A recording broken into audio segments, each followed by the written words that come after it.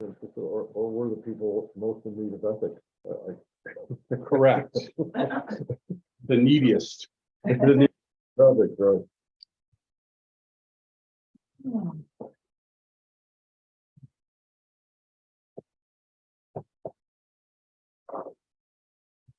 Funny, both people have no cameras on. Is that like a little unusual?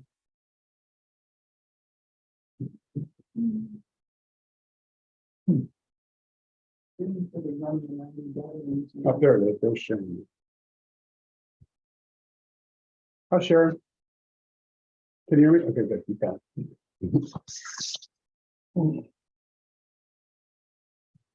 Oh, got about 3 or 4 more minutes before class starts. How was the yesterday The inauguration? Inauguration, yeah. I have lots of feelings about it. It was great.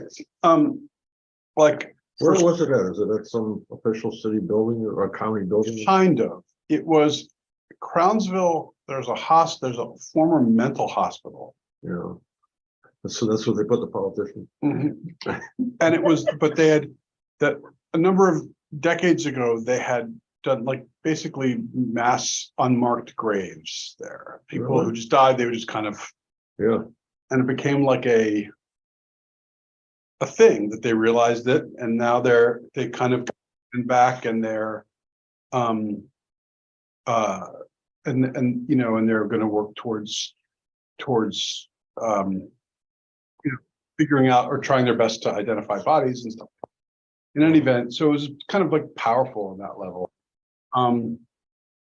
You know, it was more of like a, how do I put it, like more of like a who's who. Like it was just basically so many people were just there because they felt obligated to be there. Yeah. You know, so there was between the, I think Westmore, you know, was there, and the police chiefs and the whole, and every county elected official, like everybody was there. Yeah. And only, you know, of the 300 people that were there, 40 of them, right, were there, or 50 of them were there because they were just, you know, they were just, You seen? no, 50 were there because they wanted to see the inauguration. Yeah. 250 were there to be, you know, because they needed to be there. But I'll tell you something. There were a couple of highlights. I mean, there were a lot of highlights, but I mean, the county executive, Stuart Pittman, he spoke really well, and he's definitely communicated, in my opinion. I mean, again, you're talking, like, especially when it comes to more local politics, and I'll call the county executive local politics. Sure. I'm considerably less, like, parties mean considerably less to me. I don't know how the best is. It's like, who's a good person, who's a ethical person, who's looking to really help make the place better, and you know, and we make decisions. Who's capable, correct. And so it's like, I thought Pittman was, you know, communicated like a real care for the county and a real care for doing the best they can. To me, the highlight was a really early county executive from, I think, the early 80s, you know, was there. Oh, really? And I forgot his name, but doesn't matter. Okay, he had to be up in his 80s. He was probably 80 years old too. Yeah. And he was fantastic. So interesting, so funny. Really? He gets up there, he's like, you know, first I just want to thank the county executive for exhuming me. That's how he opens. Right? It's like, it's very funny. Right? But he wasn't an old man, like he was energy, like he was, and you know, and he went on to talk about, you know, the significance of this role of the county executive and what it means and how things have changed in Anne Arundel County, and about how important this is, and about, you know, what it means for us to, you know, because he was talking like it was only 15 years earlier before him, prior to him that we were working off of a commission, like a county commissioner without an really? executive, without. Oh, This was like 1965 that they started this whole county executive with a county council, and yeah, I mean it was really just a. wow. Uh-huh. Well, it was an interesting learning, if not. Yeah, and it was and it was like very touching, and yeah, I thought it was really very. It was freezing. Was it? Freezing. It's awful, but yeah, I was really affected by it in a positive way. I was really like moved by our county politics. Yeah. Sometimes, I mean, we get, I guess, a lot of us get jaundiced about government generally. When Yes. we're not part of it. And then when you Especially federal government, though, that one really gets us, the bigger the government, the more jaundiced we Yes, correct. get. But so when you run into something where it's done well, or it's just kind of old fashioned, moving, like what yeah. it's meant to be. It's Yeah. not about like, and I realize it wasn't, and I realize there's still politics and parties involved in Oh, this yeah. too. I know it. Yeah. I know it. But it just felt like, when it's on this level, we're not talking about kind of these divisive political issues that really, Right. that can be just so toxic Right. in our world. It's really, I mean, these issues are now more about kind of my plan for what we do with our schools, and your Yeah. plan for what we do with our Yeah. schools, and my plan for how we deal with the bridge, and your plan for how we deal with the bridge. It feels that. Or actually, in his case, it was a lot about, kind of being a little bit more of a leader in terms of climate and renewable energy and that kind of stuff, which he feels that's a big thing for him, which I'm glad it should be. Moving the county toward leadership in climate and all that. But yes, correct. Yeah. And and so I don't know. It's the whole thing is, it's again, I agree with you. It's really easy just to be disturbed by politics in general. And I've been like, especially in the last couple of years, I feel like I've tried so hard to just tune it out almost, because I went through such a dark period dark political period for, let's call it 5 years prior. I was just really like so long like that. Right. It was killing me. Yeah, exactly. And I say that quite literally. Yeah. I had a clenched stomach for years. It was killing me. Yeah. Anger and fear in equal measures. Yeah, and I was like, anger.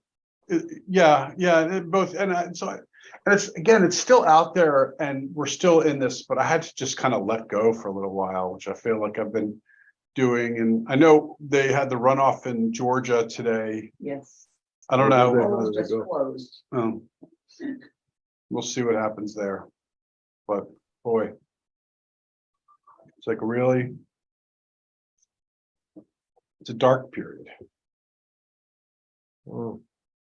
And I think it's going to take, and I really do, I think it's going to take moderates on both sides of the aisle who come together and kind of communicate a more moderate approach to everything, because this is not a uniquely Democrat or Republican issue. This is a both.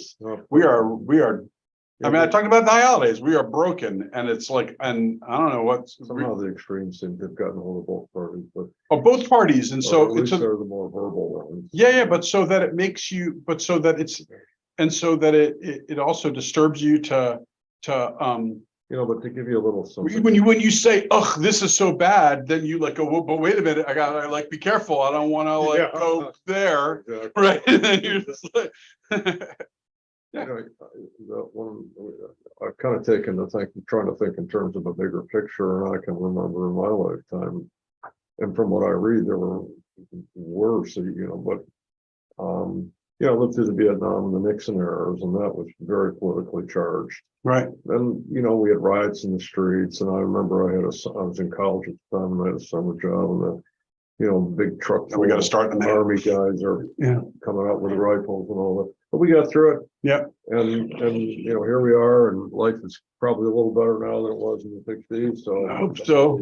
And you got to assume that what is it? The Martin Luther King, the arc of the moral universe is long, but it bends towards justice. So that's my hope too. All right, everybody. Sorry, we were just talking and I lost track of time. Baruch atah Adonai Eloheinu melech haolam asher kachanu mitzvotav v'tzivanu la'asok b'divrei Torah. I praise you, Adonai our God, for commanding us to busy ourselves in the words of Torah.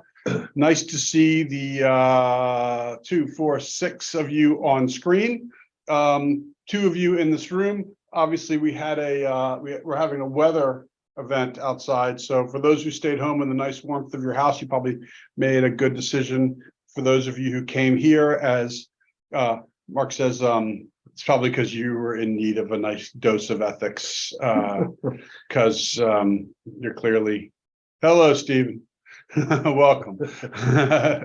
Sharon has turned the camera on him as he makes his triumphant walk down the steps like the Queen of England, or now the King of England. All right, so we are let me just give you a little context for where we are. In all of chapter 1 of Pirkei Avot, we follow, and the beginning of chapter 2, we followed the line of Gamliel, the kind of the most prominent family in Jewish, at least rabbinic history. But now that we're in chapter 2, we have been still on that, or we kind of got back into that pattern also, but right here is where it breaks. So we're at the breaking point, and that is Avot chapter 2 Mishnah number 8, which is what we started last time. And this is this particular Mishnah introduces us to at least 2 of the most prominent names in our Jewish history. I'm not going to say the most, but I will say certainly not the most, but I will also say 2 of the most. And because we meet Yochanan ben Zakkai's 5 students. And just as a reminder from last time, when we talked about Yochanan ben Zakkai, he was the rabbi who was divisive because you could argue about whether he did the right or wrong thing, but when he kind of gave himself up and said and escaped to Jerusalem and said to Vespasian, hey, give me Yavna and its sages and let me start Judaism over there. And some people would say that's heroic because he saved Judaism, and others would say that was cowardly because he left while others were trying to protect Jerusalem. Anyway, now we're essentially in Yavna, and we've met Yochanan ben Zakkai last week and last time, and we're about to meet his students. But let's start. I can't remember, did we do part of this or not? We'll start it anyway. So 2:8 is, it starts, and we'll break this up into 3 pieces. So piece number 1 is the first couple sentences. Rabban Yochanan ben Zakkai received the oral tradition from Hillel and Shammai. So as you can see, the Mishnah starts by talking about the continuation of this line of scholarship. But what's interesting and what's unusual is that only the most highly esteemed, or at least, if I don't want to say esteemed, at least prestigious, or the most, I don't even want to say famous, well, famous, let's call it famous rabbis get the term Rabban as opposed to rabbi. So, but it's not always based on knowledge. Sometimes it's based on just, like the Pope gets to be a different name than just Father, it's Holy Father, or I don't know what they call it, but you get the point. So Rabban Yochanan ben Zakkai, and so it's just kind of communicating that he is of a higher significance, and it's because he saved Judaism. Received the oral tradition from Hillel and Shammai, which means, by the way, also that he didn't just have one teacher, but rather he had 2 teachers. Now, or whether or not he had 2 teachers is whether that's in question or not, he at least is communicating that he has learned both traditions. So he hasn't just taken the tradition of Hillel, which was the more creative and the more kind of gentle, as opposed to Shammai, who was the more strict and the more insistent. And, but he took both sides. And so therefore, all of these rabbis, and we'll meet some who saw themselves as disciples of one or the other, can't say that that tradition wasn't at least passed down from Yochanan ben Zakkai. So it's so they allow Yochanan ben Zakkai just to have one small teaching before they give it to everybody else. What's that teaching? He used to say, if you have learned much Torah, do not claim credit for yourself. I like it. Of course, the question is, what do I like? Or what does this mean? So anybody have a thought? What does it mean if you have learned much Torah, do not claim credit for yourself? Well, let's finish it. Because for such a purpose were you created. Thoughts from the peanut gallery here, on screen or in the room? Well, it could mean you're no big deal. You're just doing what you were supposed to do. Yes. Could mean be humble, right? Don't think, the expression standing on the shoulders of giants, right? It's like, people have helped you get to this place. Just because you're a great Torah scholar doesn't mean like you're all that. Don't think it's like it's all about you, but rather recognize that you had teachers, that you didn't get to where you are just because of you and you alone. I often talk to my kids about that, and and kids in the school here about that. I say it's easy for you to think that you accomplished all this, but think about all the people who contributed to helping you get to where you are. It seems to me there's a balance. Maybe not with Rabban, that was already a big deal, but certainly with young people. You want them to have kind of personal pride of accomplishment, and which leads to confidence going forward and confidence to go to the next step, while at the same time being, right. humble. Right. He wants you to learn a lot, but he also wants you just to approach it with a sense of humility. I mean, that is something I really, really believe in. I think that this world would function so much better if everyone just kind of added a measure of humility to the way that they functioned. Really, I mean, everybody, if, like top to bottom, if people just said, you know what, I'm not all that, right? I don't know everything, or I'm not always right, or I'm not, I have something to learn from everybody, or boy, am I where I am thanks to some luck and good fortune and the help of my parents and the blah, blah, blah. It's like there are so many things that people just ignore as a way of, it's just a strong lesson of humility. Yeah, Charles. So it's like saying, I breathe in and out every day. Right. Well, that's what you do. Mm-hmm. So he's saying, Torah is what you do. Don't take great credit for it. It is why you were created. You were created to breathe in and out. You're created to study Torah. Yeah, I think, yes, absolutely, that's what it's saying. But I also think that but he is kind of suggesting is if you've learned much Torah, as if, Well, that's true. That's true. He says much Torah. Right.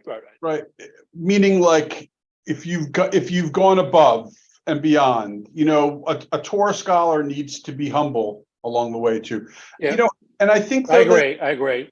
But I do agree with what you're saying too, that it's like still your purpose is to study this stuff. Now that said, for those of you who go above and beyond, that's still your purpose. And so be humble. But so now this is where the best part starts, at least for me, is because we get to meet some of these new people, and they're not all part of that same line of this son, that son, this son, that son, but rather now we're just kind of getting to these various different rabbis and scholars that were the architects of our people, totally the architects of our people. And some of them did not come from the long historical father's grandfather's father, son. Correct. They came In this group, well, one of them you'll kind of see does, but not really. But let's read about it. Yochanan ben Zakkai had 5 disciples, and they were these: Rabbi Eliezer ben Hyrcanus, Rabbi Joshua ben Hananiah, Rabbi Yossi the priest, Rabbi Shimon ben Natanel, and Rabbi Elazar ben Arach. Now, so here are our list of characters, and and each one is unusual and interesting in his own way. Remember, of course, that these are the 5 principal students of Yochanan ben Zakkai. When he said, "Give me Yavna and the sages," he's talking about basically these guys. Now, 2 of these guys, the 2 most famous of them, Eliezer ben Hyrcanus and Joshua or Yehoshua ben Hananiah. And by the way, sometimes you'll see Joshua and sometimes Yehoshua. This is the Hebrew word Joshua or the English. In any event, 2 of them, Eliezer and Joshua, are 2 of the most famous sages of our tradition. A. B. These were the 2 who carried out Yochanan from Jerusalem.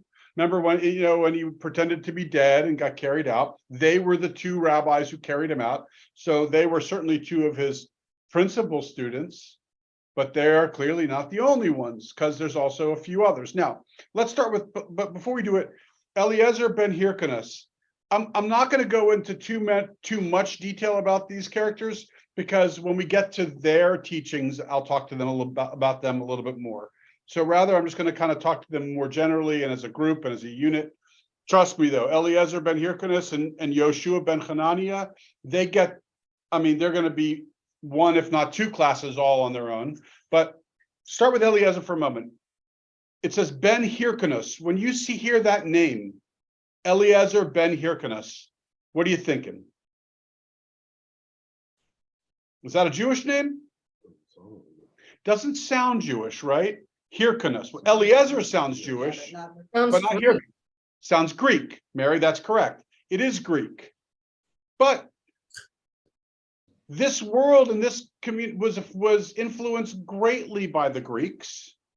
And so even though it sounds Greek and is Greek, that doesn't mean that it's not Jewish, strangely enough. In the same way that we have a fair number of members of Temple Beth Shalom with the name Christina, and you're like, you're a Jew? Yeah, you're a Jew. That's what happens, and that's what happened then. Hyrcanus was a Jewish name, as strange as it sounds. And that Hyrcanus happened to be one of the wealthiest people in all of his. Hyrcanus, not Eliezer. Well, Eliezer too, he came from Hyrcanus, but and when we get to Eliezer, we'll see a little bit about that. But Hyrcanus was probably one of the most wealthy Jews in all of Israel. Number 2, Rabbi Joshua ben Hananiah. Number 3, and that's a nice Jewish name, at least we think it is. Number 3, Rabbi Yossi the priest. Remember, the temple's just been destroyed. But the institution of the priests are still kind of hanging around, because I don't know, the temple was just destroyed, so the priests just had their jobs before. So you don't just immediately give up your titles just because it got lost just a couple weeks earlier. But so he's the priest, Yossi the priest. But then again, when you think about it, to this day, people say, I'm a Kohen, right? You ever heard that people kind of claim that they're a Kohen? That means they're a priest. Well, so even if it's Yossi the priest, but what is interesting about it is that here we are, we're going to have these 5 rabbis that we're going to see are his chief and primary disciples. one of whom is a priest, which means an adversary of the rabbis. So clearly what happened was for this guy, Rabbi Yossi, the priest, he was clearly of the priestly kind of family, but chose to reject it, but yet still was labeled as a priest as a way of kind of showing who he was, but he's rejecting it. The very fact that he's here with this group means he rejected it. He sees the future. Yeah. And then the last two, Rabbi Shimon ben Natanel and Rabbi Elazar ben Arach. Now, that is to say, Rabbi Yochanan, used to list their outstanding virtues. So this should be fun. These are the outstanding virtues of his 5 students. Rabbi Eliezer ben Hyrcanus is a plastered cistern which loses not a drop. Rabbi Joshua ben Hananiah, happy as the woman that gave birth to him. Rabbi Yossi the priest, a pious man. Rabbi Shimon ben Netanel is one that fears sin, and Elazar ben Arach is like a spring that ever gathers force. So maybe we should talk about these 5 descriptions and understand what they mean. So let's meet these 5 students. Enter stage left, Rabbi Eliezer ben Hyrcanus, who is like a cistern, plastered cistern, which loses not a drop. What's that mean? Somebody with a photographic memory. He retains everything he's taught. That is precisely what it means. 100%. It means that he has an absolute photographic memory, that he absorbs everything and not a drop comes out. That is quite a compliment, I think. Right? I think. Yeah.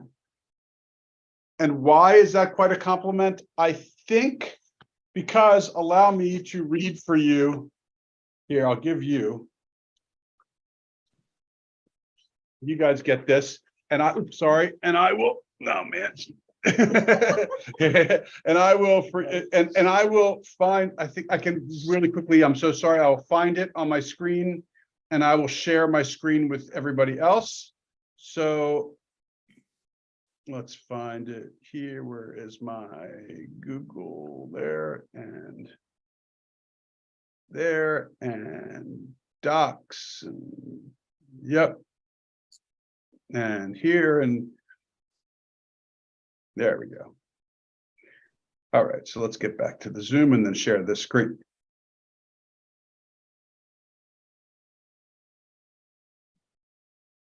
All right. I hope everyone can see, the,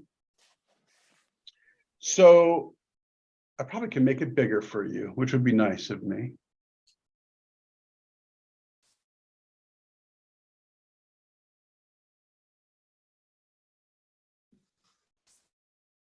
That's All right. better. That better? Yeah. All right, great. I So, can hear it. okay, good. So this comes from Talmud. It's talking about, of course, Rabbi Eliezer. The Gemara relates a similar incident. Don't worry about it. The sages taught there was an incident involving Rabbi Eliezer, who stayed in the Upper Galilee, and the people there asked him 30 halachot in the halachot of Sukkah. So a halakha is a law. So they asked him 30 laws regarding a sukkah. In response to 12, he said to them, I heard an answer from my teachers, and he related what he heard. In response to the other 18, he said to them, I did not hear an answer. Rabbi Yossi, son of Rabbi Yehuda, says it was the reverse of these matters. In response to 18, he said, I heard them. In response to 12, he said, I didn't hear them. So, like in this first part, it said, oh, I did. Oh, good. I saw it. So in the first part, it's kind of, it describes how, that they asked him questions and the ones he could answer, he answered. exactly the way it should be, with 100% certainty that he was answering precisely, right? And he was humble enough to say, don't know that one. I was never taught that. I'll have to get back to you. When I learn it, I will know it perfectly, and I'll come back with you as if I am Siri, like Rabbi Eliezer was Siri. Which, by the way, I should tell you about Siri, is not always such a joy, because I can remember recently writing, saying, hey, Siri, and oh my God, my phone's gonna be like, yes, what's the best parking garage near Johns Hopkins Hospital? I remember this very specifically. And it said, in my response, every time, I found 4 restaurants near you. Right? It's like, no, I didn't ask about restaurants. I want to know about the parking, right? It's like, he can't give answers that require, if he doesn't know them, he doesn't know them, right? So anyway, so then this continues, as you can see, 28A2, now we're at 28A3. They said to him, are all the matters that you know only from what you heard? Don't you say any matters on your own? He said to them, all right, now you forced me to say a matter that I did not hear from my teachers, as I must describe my character traits and the manner in which I conduct myself, right? None of my teachers have ever said this, so fine, I'll tell you about all my days. No person ever preceded me in the study hall. I never slept in the study hall. I'm not reading this fast. Neither substantial sleep nor brief nap. I never left anyone in the study hall and exited. I was always the last to leave, and I never engaged in idle conversation. Rather, I discussed only necessary matters or matters of Torah, and I never said anything that I did not hear from my teacher. Right? So I guess what I'm trying to say is, on the one hand, the plastered cistern is a great, great compliment. But on the other hand, it's not such a great compliment, depending on how you experience it. And again, it's not. If you have, a bona fide almanac with you at all times, that's a really, really useful tool. So you don't need to I don't think it's meant to be pejorative when it says he's a plastered cistern. I think that's meant to be a bona fide compliment. However, it was not lost on the rabbis that wasn't always the best thing. And that story kind of describes it.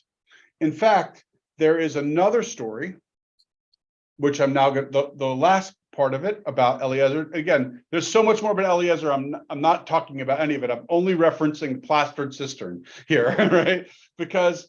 And this, by the way, is a story that comes from Avot de Rabbi Natan, which is a Talmudic even commentary on Pirkei Avot. But it describes, and I only took a couple of sentences. We're actually going to read this story a whole lot more later, maybe in a couple of weeks from now. But I only took the important part for this here, and it said that on that day, Rabbi Yochanan. Okay, so the context is that there are some important people. I won't tell you who those important people are, but there are some important people who are going to be coming to the yeshiva, to the school, and they need to give a Devar Torah. They need to do a teaching, right? And so it said that on that day, Rabbi Yochanan ben Zakkai looked at Rabbi Eliezer and said, "Open our session with an interpretation." Eliezer replied, "I cannot open."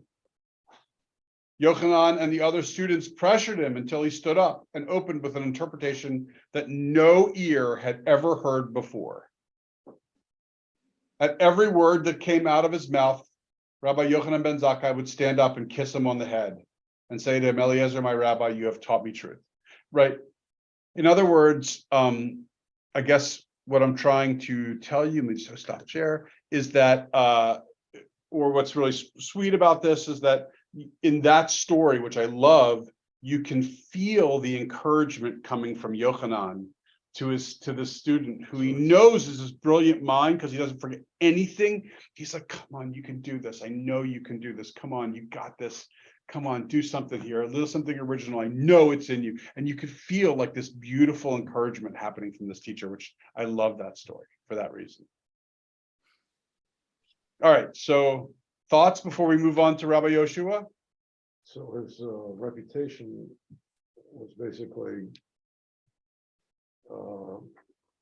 he's, very learned, knows everything in the book, but only repeats back. But then when you come to sit down and know him a little bit, when push comes to shove, or at least on occasion, he's capable of interpretation and relation to the world and a little bit of common sense and relating to the common man. And Yeah, I'm not so sure. I wouldn't go there.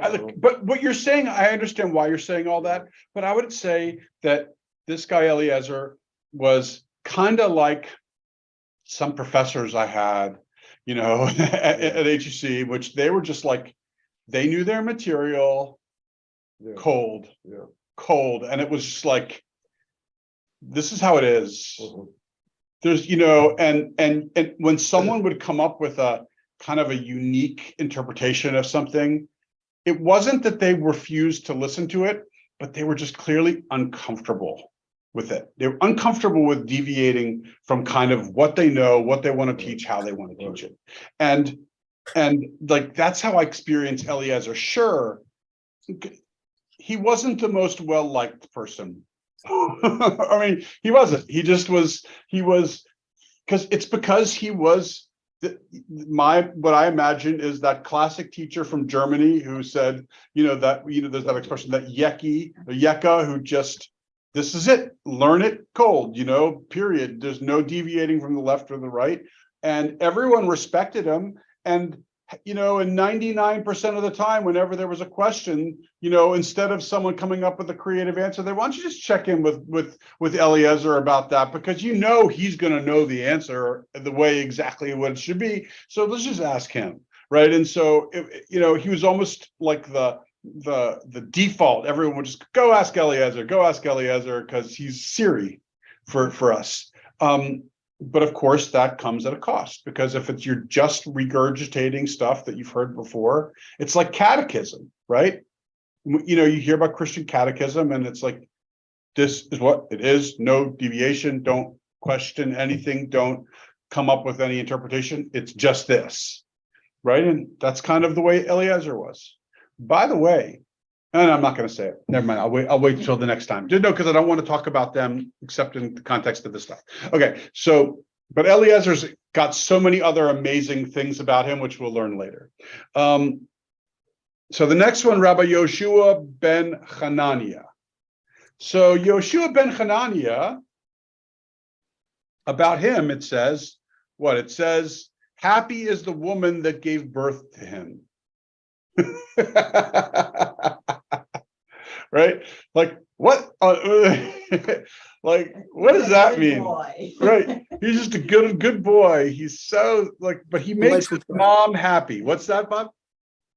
He's a delightful child. He's a delightful child, that's for sure. He makes his mom happy. Happy is the one who gave birth to him. Now, obviously, there's more to that than he is, clearly a joy to his mother. Maybe also there's a part of it which is, every time she goes to the grocery store, everyone's like, oh my God, your son, yeah, Joshua. Which one? The president? No, the doctor. No, the right, the doctor. No, not the doctor. Joshua, we love him. He's so great. And it's like, you can imagine, like, she's at the gross, and she's like, constantly kvelling because everyone's talking about how great her son is. I believe there's a part of that too. However, there is no doubt, and let's take a look at our text again, because there's no doubt there are a couple of other things which help shine a little bit of light on that. So let's start with Proverbs. The book of Proverbs, which says, buy truth and never sell it, and wisdom, discipline, and understanding. The father of a righteous man will exalt. He who begets a wise son will rejoice in him. Your father and mother will rejoice. She who bore you will exalt. So the book of Proverbs, right? And so clearly it's referencing, he who begets a wise son will rejoice in him.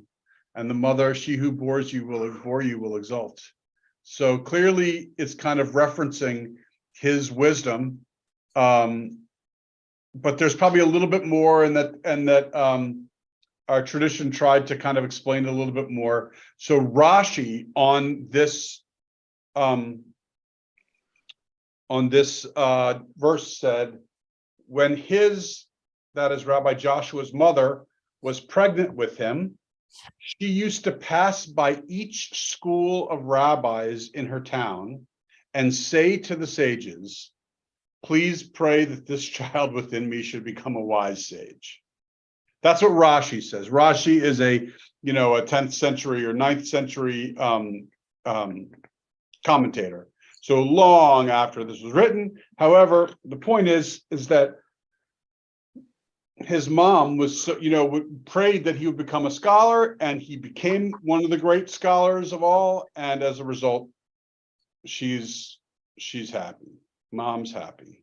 And then the other one comes from the Jerusalem Talmud, and it talks about Rabbi Dosa ben Harkinas was once describing the early years of Rabbi Yehoshua by saying, I remember that his mother brought his crib to the synagogue, that his ears should cling to the words of Torah. So in other words, maybe the mother's happy because she was all this time trying so desperately to make sure that her son would become a Torah scholar, and he did, and that's why she's so happy. Now, the next person on our list, Rabbi Yossi the priest, is a pious man. What's pious mean? Or just a letter of the law, or Yeah, letter of the law, maybe, correct. He did everything. He's holy. Of course, we know that he's a priest, right? So maybe what it's trying to say is like that he's that he had every reason to be entitled because of the kind of the family that he came from, the rich family with prestigious family that he came from, and you would have assumed that he would have just felt that sense of entitlement. But instead, he goes off and joins this, goes to Yavna, joins this group of rabbis to learn and study Torah, leave all that stuff that he could feel so entitled to. And as a result, that's kind of, there's a degree of piety there which goes beyond what anyone can imagine. Maybe. Or maybe, just maybe, or maybe just maybe, it's you can think of it as the word for pious. So if you look at the text, it says, so next to the word, but I don't know what, let me see, hold on, let me see what text you guys have. I'm working off of a different, so I just can't. Hold on. Okay, so it would be on okay, so if you look 1, 2, 3, 4, 5 lines down in the Hebrew, hopefully we all have the same text online as we do here. 5 lines down, second word from the end. Well, actually, let's start from the second word from the beginning. It says, Rabbi Yosei HaKohen Chassid. He was a Chassid. Now, a Chassid, as we know, when we think of a Hasidic Jew, we think of a Jew who's just kind of like, well, we think ultra-Orthodox, but a Chassid also means kind of particularly pious, I suppose. But Chassid also could mean a person who is just kind of separates themselves in terms of like holiness. And who were the people, by the way, who separated themselves at this time? The Essenes. mm-hmm. It's possible that they're referring to him as an Essene, which is not a bad, well, from their perspective, it was a negative thing, but Would he be with this group if he was an S? probably wouldn't, unless they were like he changed over to that later and they're writing it after the fact. But but the Essenes, by the way, weren't a bad group of people. They were just different than the Pharisees. The Essenes were like the sects who separated themselves, who went like the Dead Sea. That most of the Essenes were down at the Dead Sea. So the Dead Sea Scrolls were written by the Essenes.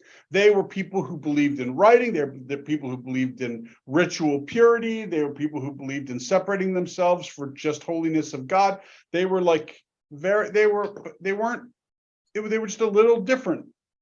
A little different, but maybe that's what they're referring to. Again, it's not clear what it's referring to. We can only take guesses, but that's a possibility for sure. By the way, also, which is always kind of funny, and I there's a part of me which wants to keep it, but I don't. But his name was Rabbi Yosei HaKohen, and so oftentimes in English it's translated, it's written Jose, and you're like thinking, oh, it's a Rabbi Jose. It's like all our rabbis who were who played shortstop for the Houston Astros, right? Jose HaKohen. Anyway, so the next person with the description is, then they go on to Shimon ben Nathaniel, who is one that fears sin. That's it's good news that he is kind of for the most part forgotten about. He gets a little bit right here, and then he's kind of forgotten about for the later on, because it's really not one of the most interesting descriptions, and clearly maybe he obeyed God out of fear, unclear to be sure. Now the last one though is perhaps the most interesting. It says Eleazar ben Arach is like a spring that ever gathers force. So what do you think that means, a spring that ever gathers force? Just keeps getting better and better. Yes, for sure. Any other thoughts?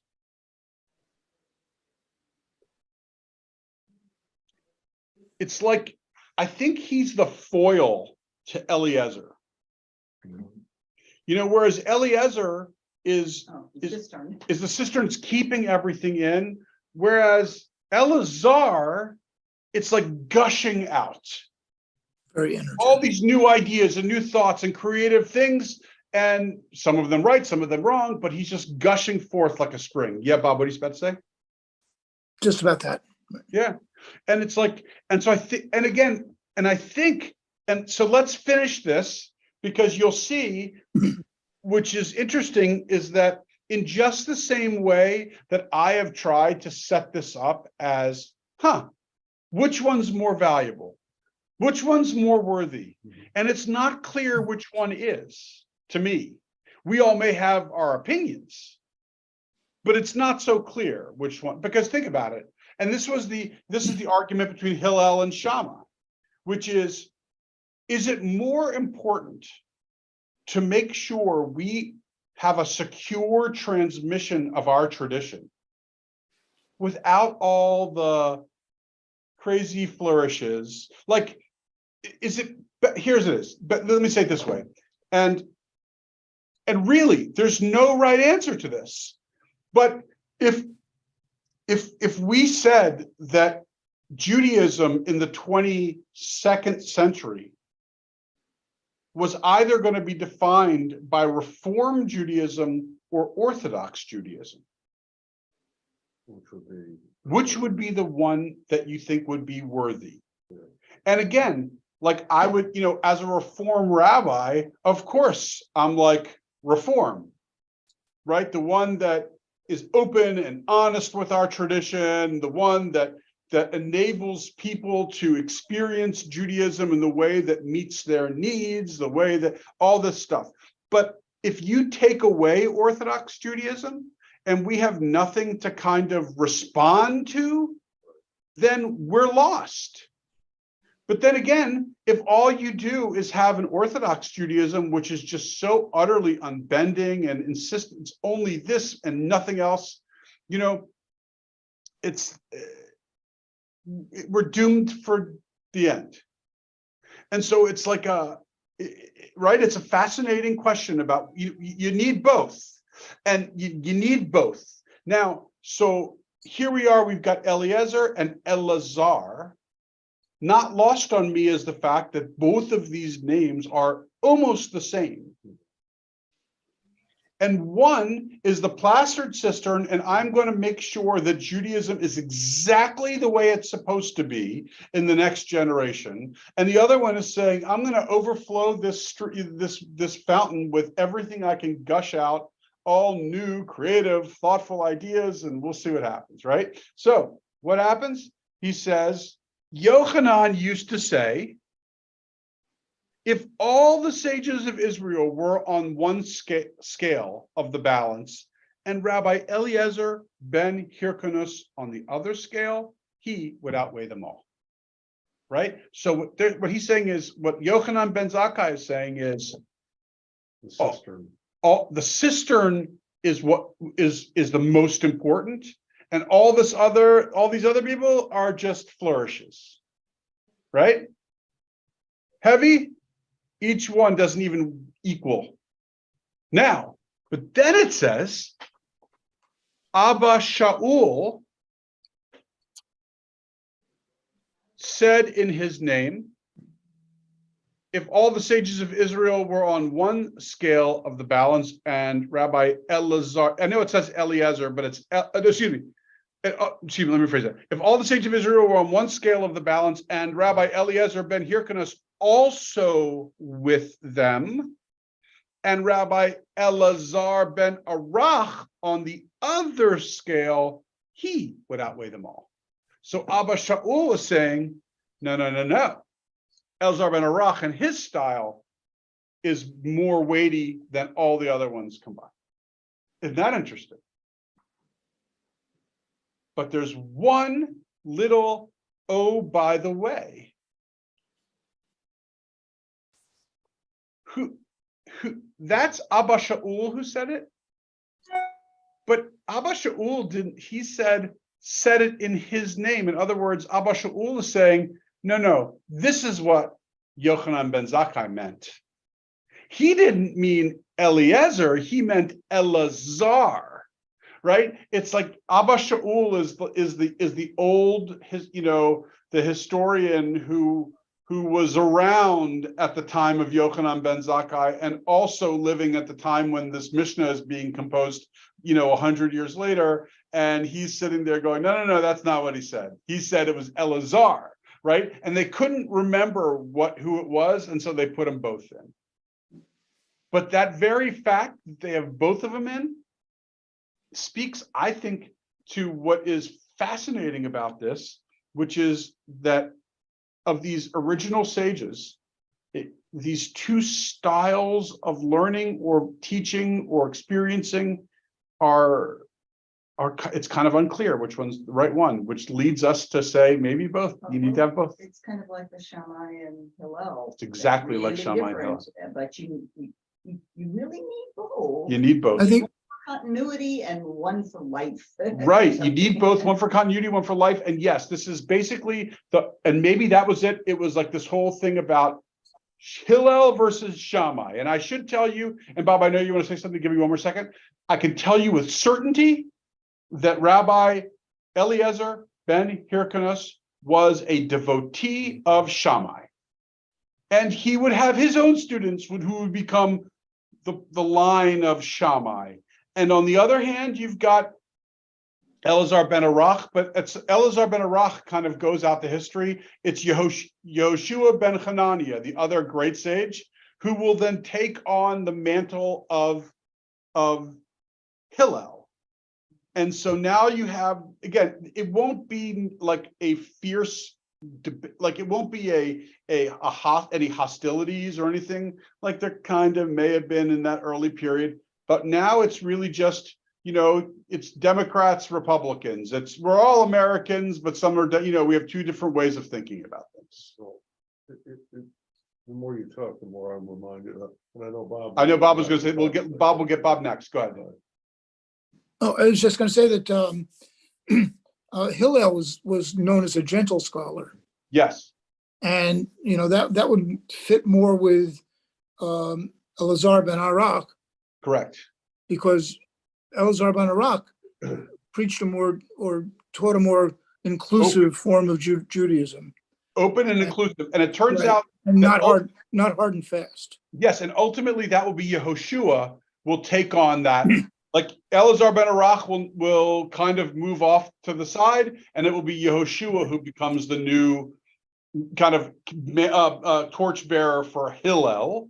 But Eliezer ben Hyrcanus will always be the torchbearer for Shammai. And again, as I keep saying over and over again, this is not a right or a wrong. This is a two different ways of approaching this. It's not, but and it's beautifully spelled out here. You know, the more you talk about it, Rabbi, the more it seems to me that your analogy to what would be the best way to get Judaism into the 22nd century, the Orthodox. If you only could do one of the two. Well, you know, I think that you can do both. Correct. I think you can. We need each other. Yeah, we need each other. We need each I other. think we do. Well, the Orthodox would say they don't need us. Well, it's not what they would say. It's what a third party observer, me. Yes, say correct. And Precisely. even for me, you know, I could never be Orthodox, but I value the fact that they make me think about why couldn't you, and what do you think is good, and what do you think isn't. If it wasn't for them, I wouldn't even think about it. That is correct, because Reform Judaism, as we know, I think, does not have rules. Reform Judaism's rule is look at Orthodox Judaism and determine which of these things brings meaning to your life, Right. and don't feel compelled by the things which do not bring meaning to your life. And don't think, oh my God, I'm this terrible Jew because I'm not doing X, Y, and Z. No, don't look at that. Look instead at, you know, I really love Judaism because of A, B, and C that I do. And so we definitely need Orthodox Judaism as something we can push up against and be in metaphorical dialogue with, or literal dialogue with. But Orthodox Judaism doesn't think they need us. All they think of as, you know, all of, you know, these, you know, goyim that we are, who all we're doing is just ruining Judaism, because they are Shammai. They are, this is the way it is. There is no, you know, we're a plastered cistern. Nothing comes out. Things come in, we learn more laws, they come in, nothing, but we lose nothing. This is how it's going to be. Reform Judaism is this fountain. We're like, oh, what happens if you take guitar and you play? What happens if you have an electric guitar? Wouldn't that be fun? Oh, we have an idea. What happens if instead of having, you know, we'll light the menorah the day before, because that's when everyone can be here. What a great idea. Oh, latkes, you know, we could buy those, you know, like, it's like, let's do latkes so we can make sure we have latkes. In other words, you get the point. We are different. Yeah. So let's we have 5 minutes. It gives us enough time to just unless someone wants to make a comment. Anybody have any thoughts or comments along the way? All right. So let's take a look at a vote 2-9, and we'll just start it. We're not going to get far. And so we're still with Yochanan, and we're still with his 5 students. So we're going to get to know his 5 students a little bit better based upon, and get to know Yochanan a little bit better based upon question that he asks of them. And we'll get to know the students a little bit better based upon the answers that he gives them. Now, I do want to say to you again and again that of all of these people, the 2 most important names to remember are Joshua and Eliezer. The other 3, they are not part of our, like, our history comes from Eliezer and Yehoshua, not the other 3, but you listen to all of them. I'm not saying you shouldn't. Of course, they're here and they teach a lot. But in terms of like absorbing their thoughts and, you know, for the continuation of our conversations, it's Yehoshua and Eliezer are the higher ones to remember. He, Rabbi Yochanan, said unto them, go forth and observe which is the right way to which a man should cleave. In other words, you know, what are the thing, what's the most important thing that you want to like grab hold of? And so all the students, it's like you can see Yochanan sitting there and the students around them, and he's like, all right, go ahead. Go. Today's assignment is I want you to go out and spend 5 hours walking around town and figuring out what the most important, thing is for a person to have. And come back and we'll talk about it. And so they all go out, they observe, and then they all come running back into the class. And, and Yochanan says, okay, students, what'd you learn today? What's the most important thing in which a man should cleave? And so Rabbi Eliezer opens up. He says, a good eye. Now, this goes back to the Rabbi Jose of the Houston Astros, right? Because he's like, I don't think it's a baseball analogy in which he's like you let one pitch come by, a good eye, Rabbi Eliezer. Anyway, but whatever that means, he says a good eye. I think just the facts. Just the facts, Just the yeah. facts, yeah. A good eye could mean that. A good eye could mean just a very observant person. A good eye could mean a person who appreciates, like, what's a good eye? Like if you have an eye for style, or if you have an eye, It's important. you can see what's important, what's not important. Yeah, a good eye. Rabbi Yoshua says a good companion. Right? Having a good friend, or having maybe a good spouse. It's not clear what he means here. Right? In Hebrew, it says chaver tov, a friend. Doesn't mean a spouse specifically, but it could mean a person, a connector, a person who you are connected to. And so chaver could mean friend. Oftentimes it means study partner. Might mean that here. It could mean a person who you see eye to eye with. So I think to myself about, ask yourself, if you had to live for a decade in the rainforests of the Amazon, or in one of the Aleutian Islands, or right, or in the middle of West Virginia, in the Appalachian Mountains of West Virginia, and you realize that the people around you, it's not about good people or bad people, because we agree that is a very subjective thing, but they're not like you. Right? I think to myself about friends that I have. It's not to say that I don't think people who are not Jewish are not great people. They are tons, amazing. It's that most of the time when I look back at all of my closest friends, especially in the last 30 years of my life, they're Jews. Why? Not because they're better, they're not, but because we speak the same language about things. I want a person who I'm talking to know what charoset is, right? If you don't know what charoset is, I feel as if I'm struggling to speak with you. It's not about, are you a better person? It's about, who do I share some very core values with? And so, or core thoughts with, and perspective with.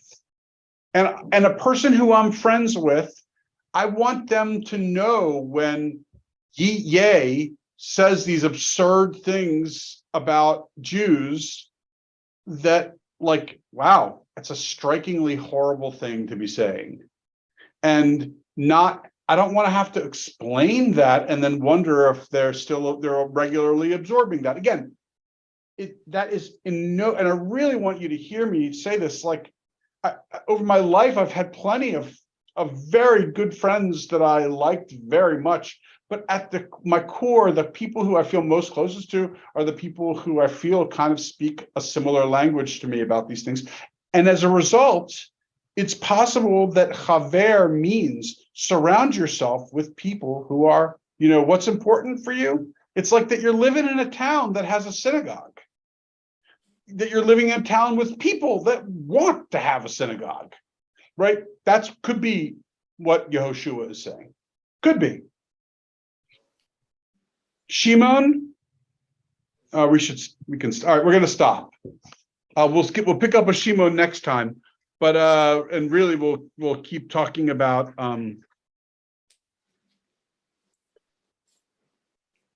yeah, good. All right, so here let me just put a little note here. Next time is the 13th, right? So 12, 13. All right. So I hope that sorry for just stopping us in the middle of something. And I hope, by the way, what I just said before about people who you have in common wasn't like in any way, shape, or form disturbing or offensive, because I certainly didn't mean it that way. I hope that wasn't the way that it was heard by people. And yeah, and thank you all for being part of this. And I look forward to next week when we continue talking about some of these great sages, because they're the great ones. Thank you, Rabbi. Very well. Thank Right, you. guys. Right.